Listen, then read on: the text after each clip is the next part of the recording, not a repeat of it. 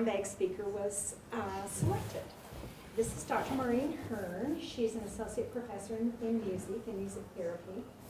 And we ask our students in the Women's Leadership Institute program if they could suggest a professor whom they would like to see give a brown bag.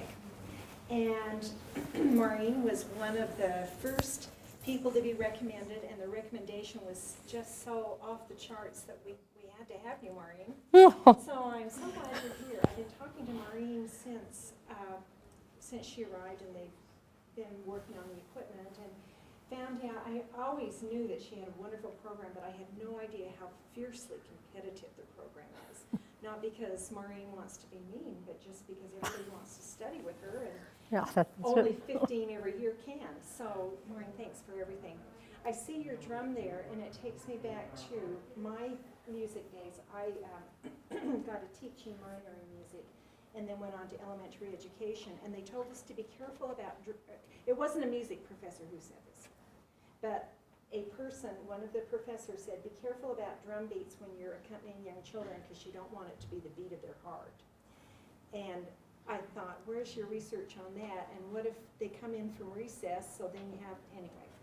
So I'm sure there are a lot of myths to dispel about music therapy, but I'm so glad you're here. Her talk represents the intersection of the arts and sciences of a faculty member's research and how their research touches the arts. And of course, hers touches the arts in a big way, but also health. So Maureen, I'm just going to give you the floor, and please let us know if there's anything you need, but thank you. Take it away, please. Thank you. Is it possible to turn off this bank of lights so have it a little bit different?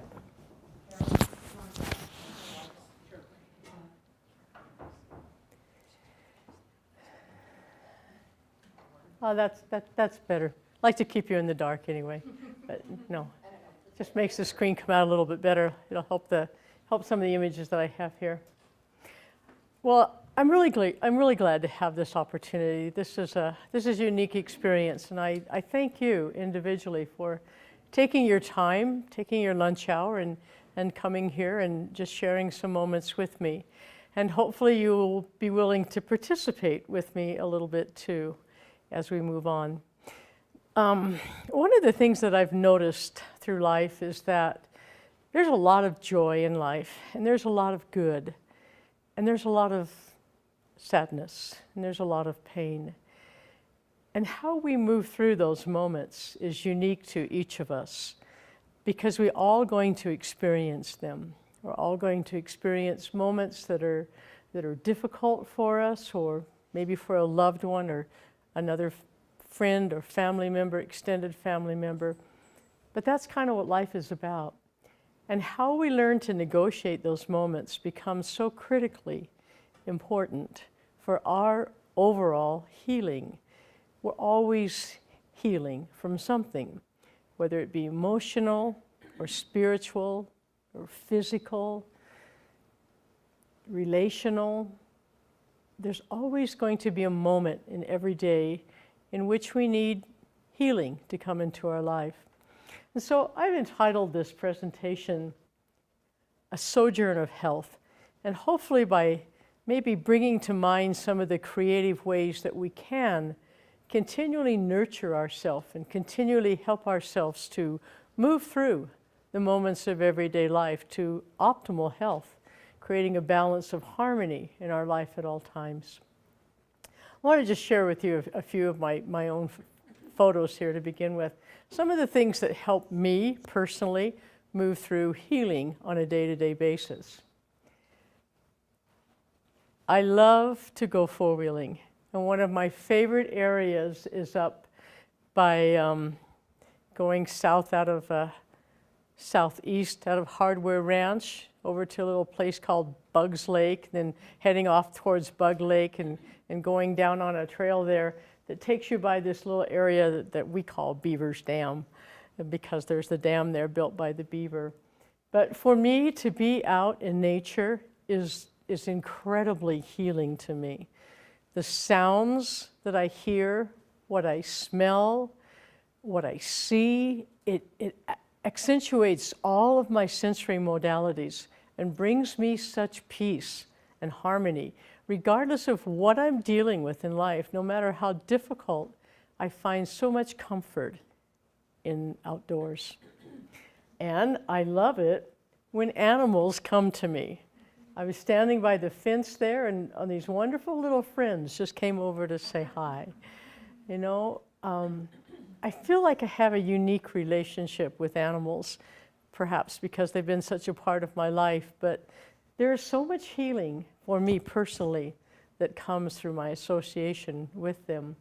Except when it's 27 degrees below and the water pipes out at the ranch have broken. That didn't happen this year, which is really, really good. Yeah. And it's interesting to me how I can find healing in a bathroom sink. But this particular sink was so artistic to me that it was like an energy that was just coming into my body as I simply washed my hands. And that was kind of exciting. Good food always does it for me, and that not only good but looks healthy, right? But good food is a way of nurturing myself. And if I just look down sometimes, if I'm depressed and I'm looking down, I begin to realize that there's so much beauty in just the foundation that the earth gives to me that I find. And if I take the moment to maybe connect with where I am at that particular moment in time, what I'm standing on, what's supporting my life at that particular moment, it helps me to move through things. And I always have the promise of another day. I can't remember exactly where I took that photo, but I love the sunsets in Cache Valley. I think we have some of the most magnificent ones. And no matter how difficult my day may have been, I can sometimes just at the end of the day when I'm out taking care of the horses or whatever I'm doing and take a moment to be grateful for what that day was and what it brought to me. You know, when we go back in our history, and we go back to some of the early Native American music here in America, a lot of their use of music has obviously continued and is so vibrant in their lives today. You were talking about the drum and not letting it, hit with our heartbeat. And that's because of a principle that we call entrainment. And that's actually something I'm going to do today, is try to get that drum to sync with heartbeat. But the purpose of entrainment was certainly one of the principles in Native American drumming, and certainly in the powwow, where they would bring together groups of people and they would drum for hours and hours and hours. And we know through research that after a while, everybody's psychic is pretty much coming into synchronicity with one another.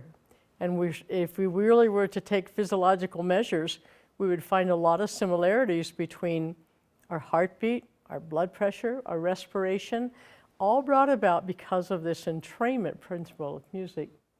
But when we look further into some of the Native American things, we realize that art and dance and music have been instrumental to the continuity of that culture and into the traditions that have survived today, and into the people and their values and their belief systems that have all been accentuated and helped along because of the use of the arts. And seeing that as knowing that we all have things that we have to heal from, we have to move through in our lives, I believe that essential to that propagation, if we can call it that, to the aesthetics and the values of these people and to us, is because we have learned to use the arts as a means of healing. Just to put a little bit of theory into all of that, I'm going to take you back to an area in Germany. And I don't speak German, so I probably can't pronounce the name of that cave very well. But they made a magnificent discovery in this cave on the 24th of June, 2009, about 9 years ago now. And they found in this cave some of the bones of some of these creatures. One of them was identified as the griffin vulture, and another one, I don't know the name of it, but some type of prehistoric bird. But what was exciting about this discovery is what they found in the remnants or in the collection of bones that the archaeologists dug out of this cave. And what they found was evidence that music and making music had been incredibly significant in all of the development of civilizations. Now, for what carbon dating shows us and for the validity of that, I'm not trying to dispute that or discuss it one way or another, but they're saying that some of these particular bones carbon dated back to 35,000 years ago. And this is what they saw. What's been identified as the bird bone flute. Now, if I go back to this previous slide right here, this part of the wing is what created that bird bone flute. So they would take this section of the animal's wing and then notch it out with some little holes so that it created a flute. So if we're dating back to 35,000 years ago, perhaps the use of the arts was essential to man's survival.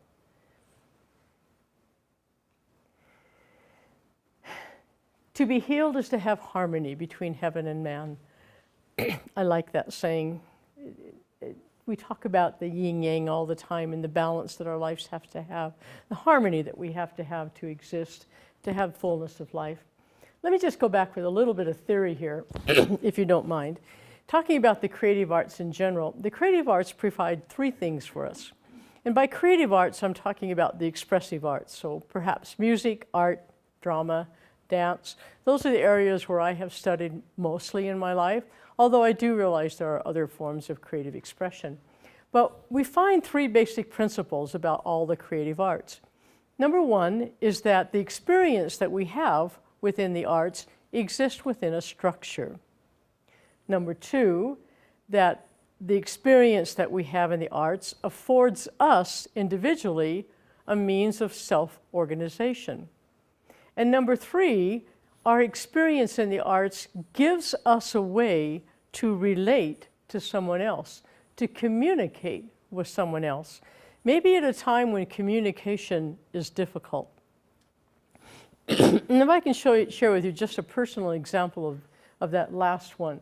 I have a good friend who lives in American Fork, Utah, and we've been friends probably for close to about 35 years. And through our relationship, there have been some moments of highs and lows and some moments of struggle. And about 20 years ago, we were driving together down to Provo, Utah to do some type of we had some event that we were participating in together. And we were in one of those moments when we weren't communicating very well with one another. Have you ever had that experience with a person? You're just not communicating and you're just like at a stalemate. And whatever it is that's going on, the conflict between you, you just can't quite get past it. And so I happened to have in the truck with me that particular day some art materials. So I pulled off to the side of the road and I took out a piece of art paper that I had. It was about 11 by 14 in size. And I drew a circle on it and I said, draw. She said, draw what? Because we're mad at each other, right? So I drew a line down the middle of it and divided the circle in half. And I said, you stand on that side and draw, and I'll stand on this side and draw. And so we began to do that. And on my side, I went outside the lines of the circle, and I went all, flowing lines and different colors and just all this abstract reality that I was experiencing at the moment. And she drew very articulate triangles and squares. Very articulate. And I said, this is the problem. We see things from such a different perspective in what we're doing right now at the moment. That doesn't make your artwork or my artwork better than one another. It just accentuates the fact that we have a very different perspective, and we need to honor that between us. And ever since that day, whenever we've gotten in these little discrepancies between us, we say, remember the art? Because it reminds us that it's okay to have that difference. It's okay that you drew little squares and triangles and I was totally abstract, because it's what makes us be able to work together, is the diversity, because we have a whole picture here. Our picture's not divided, it's just expressed differently. So it's become a nice mantra for us as we've moved along. It helped us, and that experience helped us to relate to one another on a different level. So going back to these three things then, I kind of want to show you a few more examples about what I mean when I'm talking about experience within structure, self-organization, and relating to others. So within structure, whenever we are involved in the arts, we are involved in a reality-ordered behavior. It's happening right now at the moment. Music is a time-ordered function.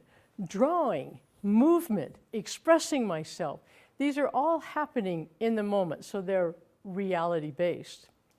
The second thing is that they are an ability-ordered behavior. There's not one that's better than the other in the experience and the art. They're all equal. And whatever ability I personally bring to it, whether it be my physical ability to do something or my psychological ability to express something, it's my ability. And it's perfectly acceptable as it is. It's flawless. There's no fault in it.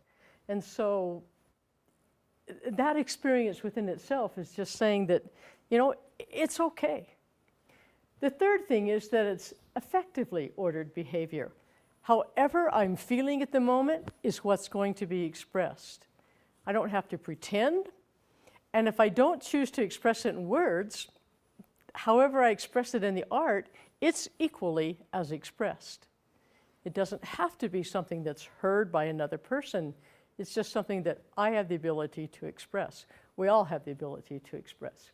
And it's sensory elaborated. In other words, it's taking in whatever we are feeling at the moment and giving it another venue for expression. So within the structure of the arts, we have the reality of the moment, the ability that we individually bring to it, the emotions that we're feeling, and the way that we are expressing those emotions at the time. As an example, a lot of people say to me, oh, you play music for people and it makes them feel better.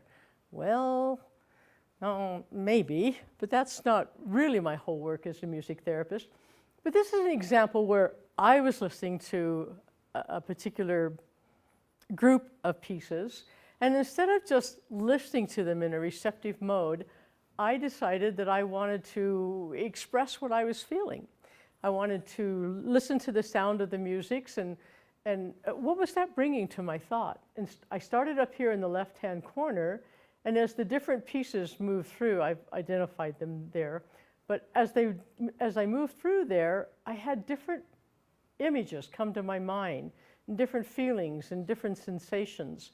And so, for example, in this one down here, this particular piece called Lament, I was feeling very heavy at the time, and so my artwork is reflective of like almost a shroud that's coming down and covering me. Whereas up here, when I was listening to the Garden of Love's Sleep, I was feeling like free and open and more elated. And so the feelings that I had, the sensory, the affective, the moment of that expression, I was able to relate within 45 minutes that became more personal to me and helped me see myself from a different perspective. And so as I look back on that, as I look at that more personally, I can see, okay, so what were the areas in my life maybe that needed healing at the time? Was there a sense of grief that I was experiencing that maybe was reflected in that image? Was there a sense of not sure exactly where I was going that might have been expressed in that? Was it a relationship problem here, or not problem, but a relationship that was really being incredibly supportive to me? So I could continue to look at my art within that moment, my expression of those feelings, and have more self-understanding. Which kind of brings me to the second part here, which is experience in self-organization. With the use of the arts, as we use them for our own healing purposes, they do provide for us a means of self-expression. They do give us If we have particular need, it does compensate for that need. It helps to mitigate whatever the need might be. And it provides for an enhancement of our own personal self-esteem, because every single experience we make in the arts, in creative art, is successful. There's absolutely no such thing as failure in the creative arts for you personally. So if you are using the arts, however you identify that, as your means of healing on a very conscientious basis, you are ensuring to yourself a successful experience. Yeah.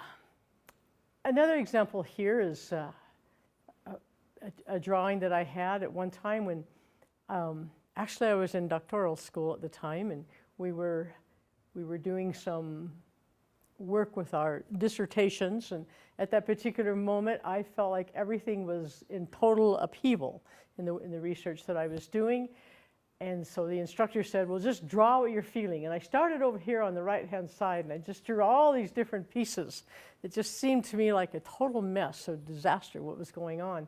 And then I took this, and then I felt angry inside. I felt like I was dealing with an emotion of anger and frustration. And so I took a broad red brush, and I just went down with it and made a swirl. And he said, wow, look at the organization you just gave to yourself. I went, oh. Okay, I can deal with that. Because I did, in that moment of expression. Remember I talked to you about the fact that it's reality-based. I was dealing exactly with how I felt with it at the moment. And in that moment of expression, I could just make that broad sprite, that broad swash, and there it was. There was organization to the chaos that I had been feeling in the work that I was doing.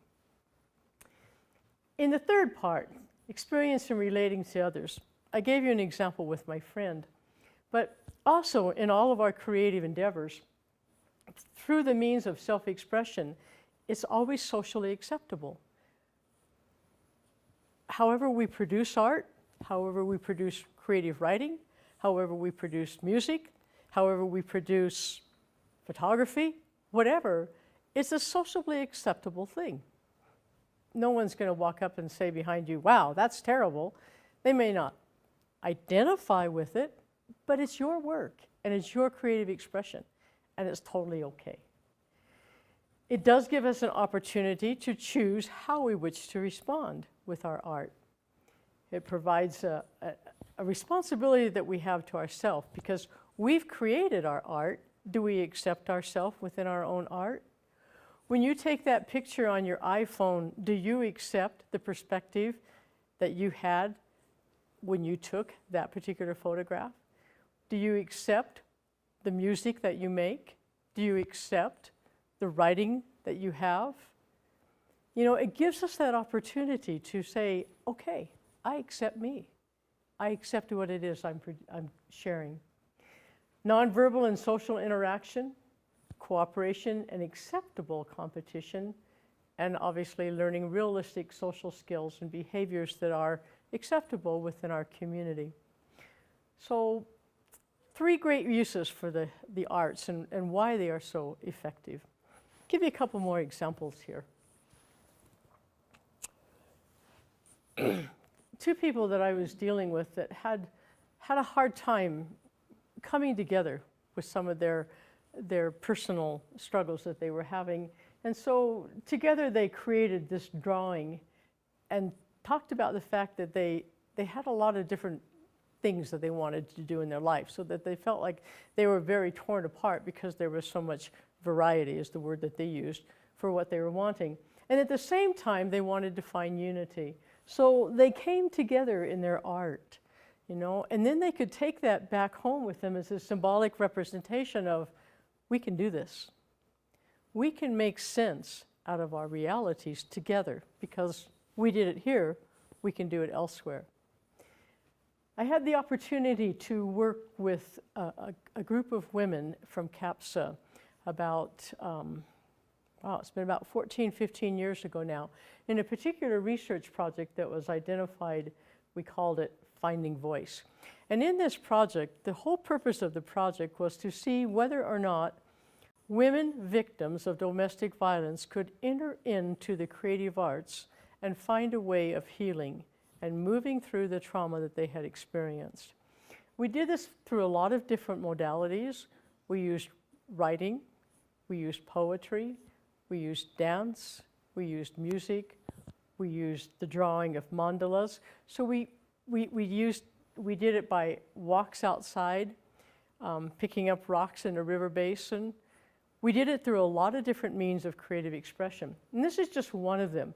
So what the women did is they would, every week when they would come to the group, we had a basket on the floor. And in the basket, they would put down any thoughts that they had. And we took those thoughts and put them all together in a book of creative poetry that they could use and take with them for their healing.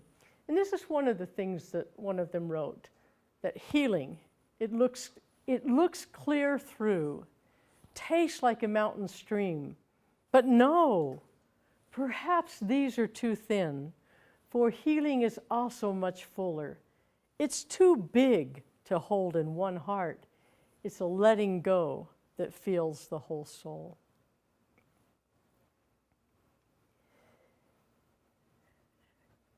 As I mentioned to you, another thing that we did with the group was we did a lot of creative drawing. When they did their drawings and then they looked at them and they tried to give meaning to the symbolism that they used, you know, was it a dichotomy in their lives? Was it a difference between night and day? Were there tumultuous waters? Was there some way that they could see their path through this, what was happening in their life? And did they have the roots and the strength to be able to continue in an upward? What would they do when the storms of life came into them?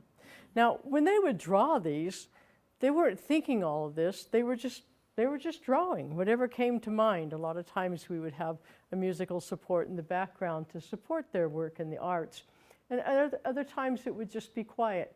And then after we would draw, then they would take time to say, okay, what have I expressed? You've given me this structure in which to express myself, and what have I expressed? And what have I shared with others? And what is the support now that others are giving back to me? It opened up venues of communication that were unbelievable and life-changing and transformative for these people, for these women. Any of you ever heard of what's called Raza boxes? These are exciting. It's a technique that's used in dance therapy a lot.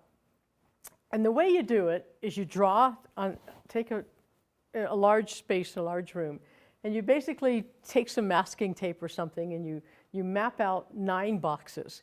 And in each one of these boxes, you put each of the 8 boxes on the outside, I should say, you write down some type of emotion. Now, the emotions that I've identified here are the emotions that are identified in the original Raza boxes, which came from India and their culture there.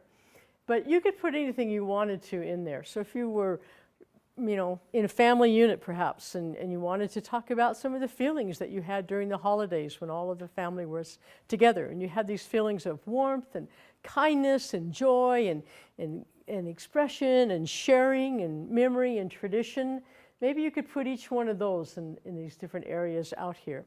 And then the opportunity that you have is to embody those emotions. What does that really feel like to you? When you say, for example, what I have here, when you talk about joy and laughter, what does that look like to you? If I ask you right now to stand up and show me the position that you would take for joy, what would you do? How do you embody that? You know, I wonder sometimes if we take a lot of time to think about how we embody our emotions. So this would give us an opportunity to move through that and embody our emotions. In the middle here is peace and harmony. And that's nothing that you really, that's just something you take in. That's something you experience. So as you would work your way through these emotions, you know, you would move from box to box, and maybe if you were with a group of people, somebody might start here in the joy and laughter, and maybe they'd stand in the box and they just go, ha, ha, ha, ha, ha, and just laugh, you know, and then the person over here who's feeling fear and shame, maybe that's really hard for them to enter into. And then you keep inviting them, And pretty soon you have this amazing collaboration of communication among participants. And when you're with a large group like this, people will move in and out of these boxes. Maybe they'll have something that they're angry about, and they'll step into that box and they'll say, you know, this is how I feel about this. I'm really upset with what has happened, and I don't know how to deal with it. I need some help. And somebody else will step into this box and say, be strong. Grab the courage that you have. You know, and then it begins a dialogue, and the dialogue all happens through expression of emotion and embodiment of those emotions on a different level than we normally have. I love the work of Rosa boxes. They're a lot of fun. And then music. As a music therapist, I might have kind of a slight bias towards the therapeutic use of music, but not, you know, it's just one of the creative arts. When I'm up there at Beaver Dam over there on my four-wheeler, I love to stop and sing. You know, that's kind of exciting to me. Or when I'm looking at the rocks on the ground, maybe I'll make a melody out of the colors that I see. Or when I'm talking to the cows, I'm always singing to the cows. They like to sing back. But this is a song that I wrote. It's more of a chant, actually. And I kind of wanted to share it with you. I was hoping you would sing it with me. If I teach it to you, does that sound like a good thing? Okay. Let me tell you how this came about. I was at a conference. I believe it was in the Cleveland, Ohio area, and it was a conference of practitioners of a methodology referred to as guided imagery in music. And in that particular methodology, we use music with our clients to evoke emotions and to help them move into a state of relaxation where the music allows them to express what it is they're feeling on a deeper level. And we do this in an environment that is very safe and holding for the client, so there's no fear. But it's the use of the music to evoke some pretty deep emotions, maybe things that have been kept back for years and years and now are allowing to be surfaced.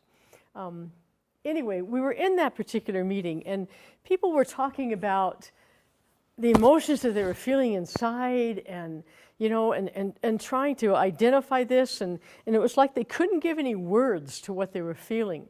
And I was sitting there thinking that, you know, I can feel this inside. I can feel this moving in me. And if I listen really closely, it becomes a song. And that's kind of how those words came about. So, yeah, so you become my song. And because it's so based in the feeling of the body and the embodiment of the emotion and the embodiment of what I have, is that I wanted to actually do a heartbeat with this. So, do you feel like you could drum for me? Oh, sure. Okay. And I do want a heartbeat, something like this.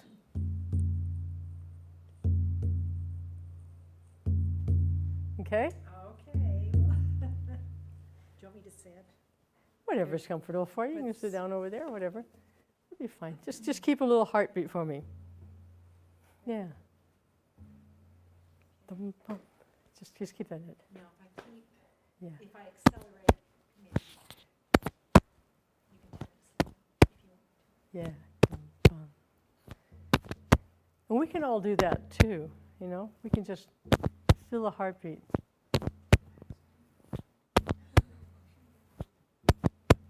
If I do this long enough, I'll entrain all of you to this.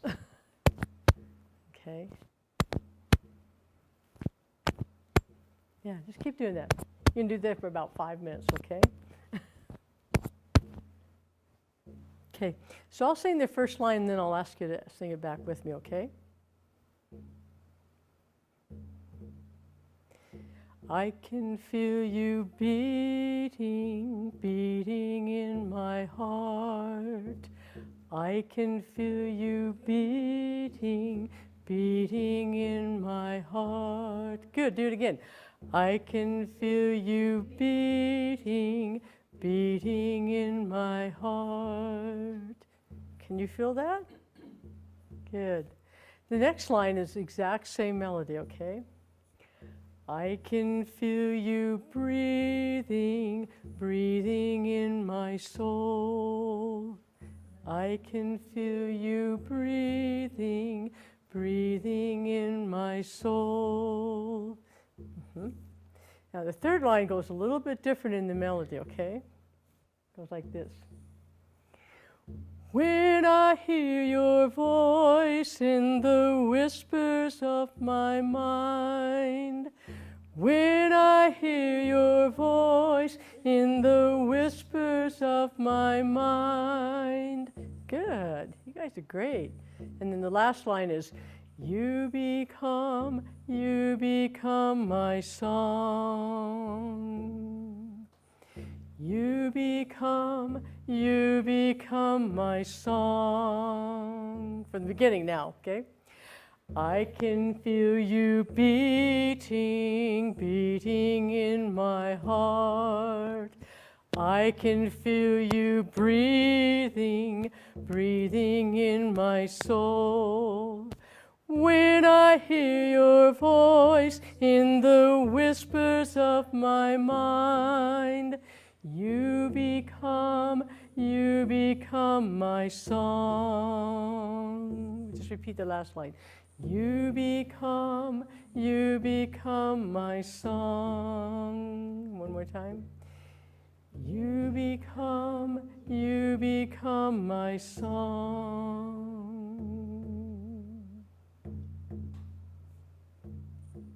Thank you. So, a moment in the creative arts for us, and maybe for that one moment it brought a little peace to you. I hope so. And so, one last thought to leave you with from one of my clients. The writing expressed my thoughts. The music gave my thoughts feeling. The dance gave my thoughts form. And the drawing gave my thoughts a voice. So as you go about your days, take those moments to seize the creative arts and use them to move through each day. Thanks for letting me come. Appreciate it.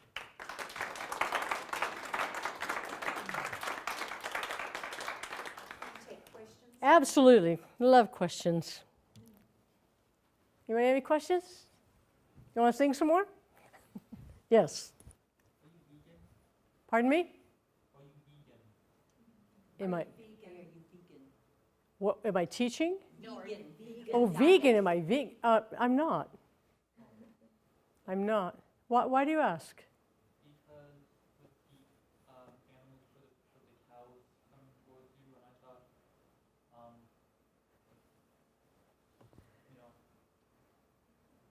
No, I see where you're going with that. And that's a good question. That's a good question. I have not been. I certainly don't have a tendency to eat a lot of animal products. But that's not because I would say that I was vegan at this time in life. But my personal belief is that I have a great reverence and respect for life. And I would never choose to do anything that would mistreat an animal or a human being intentionally. Yeah. Thank you. That's a really good question. I like that. Thank you. I could live that way, I think, but I have not done so. Anything else? Yes. Questions I had when you had your different music movements that you're listening to and you're drawing, is that used a lot in elementary education? I've never seen the component of the art with it, and I can just imagine, because I know a lot of music education has the students listening and how they feel, but adding the artistic part is where they're really demonstrating their thoughts. Is that very normal, or is that something that you've really developed in I see it more in the application of the therapeutic use of the arts, yes, more than I have in just a general music education. But I think it would be a really nice element to add. The other nice part about adding it in there, in a listening experience, is that you don't have to give meaning to it at that time. You know, maybe it has meaning to you at that time, and maybe it doesn't. I have done drawings in my life when I've been dealing with certain experiences, and drawn something and thought, I don't wonder what that is, And 15 years later go, wow, now I see. Now I see what I was experiencing at that moment. Now I can put it into perspective. At the time, I didn't have the knowledge, conscious knowledge, but my subconscious knew. And so in drawing it, I provided something for me that later I would come to understand. It was fascinating, indeed. Yeah. Are there any types of psychological issues that you think respond better to music therapy than others? You know, that's so client dependent that we always have to ask the question, is this the best use therapeutically for this particular individual? My personal work and research has mostly been with women victims of domestic violence, with mothers and children in bonding behaviors, and the self-care of individuals individually. And in those areas of my life, I have felt like music indeed has been a strong application. I think as we look at the research, we will see that music has incredibly helped individuals with intellectual and developmental disabilities, elderly people who are struggling either with movements of issue or cognition, patients with Alzheimer's, with memory. We've seen, the last sense that we lose in our life is rhythm. It's the very first sense that we develop, and it's the very last sense that we lose. And so I think music has a way of meeting people, because people in general all have a relationship with music. And if they are open to that relationship, then yes, I believe it can. But again, is the person open to that relationship at the time? So I don't know if that really answers your question, but yeah, whether there's one population more than another, I wouldn't say so, because we are so diversified in all populations. And it made me also think about, I grew up on a ranch too. Well, I don't know whether you did, but now you live on one. And one of the things I learned very early was that when a horse is very agitated, you can sometimes calm them down through a rhythm. Whoa. Absolutely. Whoa. Mm-hmm. So I have a horse right now that has an abscessed foot, and I have to soak it for 30 minutes every day. And trying to get that horse to stand still for 30 minutes with a foot in its bucket, I'm singing the whole time. Yep, every song I know that relates to that horse, and it works. I can get her to stand there for 30 minutes with her foot in that bucket, as long as I keep singing. So, yeah. Anything else? where's your ranch, Maureen? Well, it's not really mine. It's just one I take care of, but it's in Wellsville. Yeah. Yep. He goes to Arizona in the winter. Oh, there you go. Rachel. Question. So one of the things that you talked about in some of the theory was the idea of these opportunities as a way to accept a responsibility to ourselves. Mm-hmm. And do I accept my creative expression? And I was wondering how you frame the moment for clients who are having trouble with that acceptance, because it seems like there's some vulnerability in I never being able force to it. express. I never force it. I let it come naturally to them. And when they are ready, they will. I will never force that, because that has to be something that comes from you, And it might be really easy for me to say, wow, look at what you have here, That would be tempting perhaps at times, but it won't be meaningful for them unless they make that discovery themselves. So I never force it. Yes? I've heard the choirs get entrainment with their breathing and their heartbeat as they sing. They do.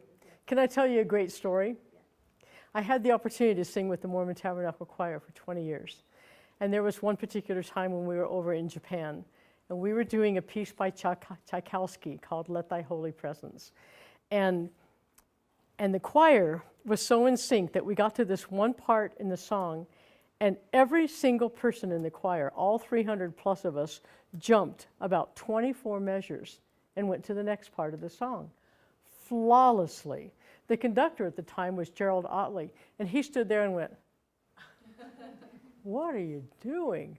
And we were all looking at him like, what's your problem? Why aren't you conducting?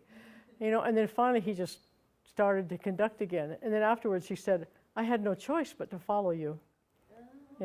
But we all of us, the entire choir, just flawlessly moved over that piece of music because we were so in sync, not only physiologically, as you're speaking, with our breathing and whatnot, but spiritually and unconsciously, so in sync with one another. We weren't even aware of the fact that we had skipped the measures. We just thought Jerry was having a moment, What's wrong with you? Because we weren't even aware of it. And afterwards he said, do you realize what you did? No, we had no idea. But just, and that, personally for me, that's what I believe the arts can do to humanity. That they could unite us on a level that we've never experienced before. That's my own personal thought. Thank you for asking that question. I love sharing that story. Yeah. Anything? Yes? I guess my question is more mundane. So, you say you're a music therapist.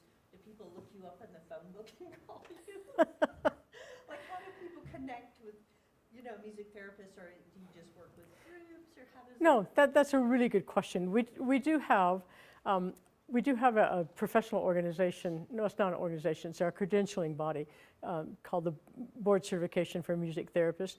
And if you were to just type in music therapist in Google, it would bring up the CBMT website, the Certification Board for Music Therapists, and it would one of the tabs on there is find a music therapist. You type in your city where you live, and it would come up with the music therapists that are near your area. Here in Cache Valley, we actually have an organization called Cache Valley Music Therapists. In the state of Utah, we have the Utah Music Therapy Association. So going online is probably, if you're looking for a music therapist, is probably going to bring those things up. And of course, if you look me up, I'll give you a referral at any time, of course. And for the clients that I work with, it is mostly self-referred. My clientele is usually people who are like you and me, pretty high functioning, not with a disability of one sort or the other that is making them unable to, fully participate in life at that time. But they're dealing with some struggles in their life. They're dealing with the emotional crises or spiritual crises or relational crises, and they're just thinking, can you help me? I'm not making any progress. And so that's how a lot of clients come to me personally. Yes, ma'am. How would someone decide to go the route of music therapy? Rather than traditional therapy? Yeah, I mean, is that something that perhaps a traditional therapist that someone might start with they might look at that situation and say, you know what, I really think this might unlock some things for you. Is that how it comes, or did someone on their own say, this isn't working for me, I think that might help? If a person is in traditional therapy, a lot of times they're probably not going to know about the arts as a modality for treatment. And I would hope that a professional psychologist or someone that they're working with, counselor, would say to them, I'm wondering if maybe this other avenue could help you release some of the emotions that seem so difficult. And that's definitely how we get a lot of referrals. When we work in hospitals, we have a lot of music therapists who work in hospitals. Their referrals come directly from the doctors who are saying, my patient's really having trouble with dealing with fear or dealing with anxiety or unable to eat, unable to sleep. Can we get a music therapist in here and see if that will help them? So that's usually how it will happen in that situation. So 9 out of 10 times it's referred from some other agency rather than a person individually looking me up. Good question. Thank you. Anything? Yeah. And actually, kind of connecting with that Uh-huh. question, within an institutional body, I know that insurance will cover those services. Like in that, will they cover, or is your organization being recognized as a insurance covered? Yeah, usually kind of falls under like the mental health category, where most of our insurance is like here what we have at Utah State, they'll pay for 20 visits a year. So it's usually covered that way. Mm-hmm. It's a good question. My own personal introduction into music therapy was from my own personal counselor, about 25 years ago, and I was struggling with some issues and just trying to find a way to feel more self-fulfilled. I was teaching math at a junior high school, and I was going to kill one of the students. And, and we were talking about this dichotomy that I was having in my life because I loved teaching, but this was not going very well. And so my counselor suggested to me that I take my guitar and go visit her parents who were living in an assisted care center. And I thought, how is that supposed to help me, right? What on earth is that going to do? But, she was my counselor, and I did what she said. So I took my guitar, and I went to visit her parents in an assisted care center. And when I walked in the building, there were many people that were gathered in a large room of this assisted care center, and they were all sitting there completely detached from one another. Nobody was paying any attention. Most people were asleep or semi-unconscious, and nothing was happening. It was just like, wow, it was so sad. And I walked in the room, and I stood there for a moment with my counselor, and I said, what do you want me to do? She said, well, just start singing, Go ask my dad what song he wants to hear. So I walked over to her dad, kind of sheepishly, and I said, what would you like me to play? And he said, how about Poor Wayfaring Man of Grief? I said, okay, I can do that. So I started singing that song, and everybody in the room started listening. And they started talking to each other, and they started, like, how are you today kind of thing, or listening, and emotions started, and tears started, and smiles, and affect. And I looked around the room, and I looked at my counselor, and I said, what just happened? She said, I don't know, maybe you better find out. And so that began my journey into music therapy. So, yeah. Change happens. Yes? So, this experience in your choir, did you watch a replay on that or something, or how did you find out that you guys did that? Brother Otley told us.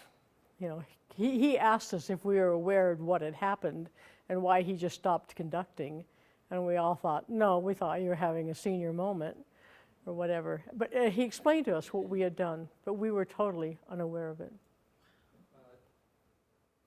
So did you watch the replay of it or something, or was it being filmed? Was it? Was it being filmed? Oh, I don't know on that. Yeah. I'm interested in how you all just subconsciously picked this measure that you moved to. Was it the same? I mean, obviously it would have been in the same key, but was the message? It must have been seamless. It was seamless. It was absolutely seamless. Did it make cognitive sense that this was being said here and then? Yeah. Oh my gosh. Yeah. It was just one of those completely unconscious moments where an entire group of people were completely united on a different level of experiencing. That is remarkable. It was remarkable. That is remarkable. Were you singing with the choir during 9/11? I was. Yeah, and so I know that right after 9/11 they sang, or you sang, da da da da da da da, that English, or maybe it's Southern Harmony. That was sung in such a way that it was very soothing. It was quite a remarkable. There was so much emotion in the choir at that time. It was unbelievable. It was unbelievable, and the community, and the nation, the world, in a level that was unprecedented before. Yeah. Yeah. And we had to have music to Yeah. help us move through that. Yeah. Thank you. This has just been wonderful. Thank you. Wish we could keep you here for another 5 hours. I appreciate the opportunity. Thank you so much. And thank you all for coming and sharing the moment with me. Thank you for singing with me. That was really nice to have your voices join. So thank you. Thank you. Yeah.